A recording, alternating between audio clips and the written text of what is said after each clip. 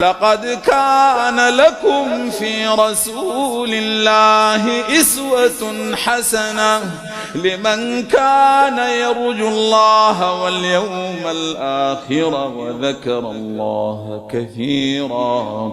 ولما رأى المؤمنون الأحزاب قالوا هذا ما وعدنا الله ورسوله وصدق الله ورسوله وما زادهم إلا إيمانا وتسليما.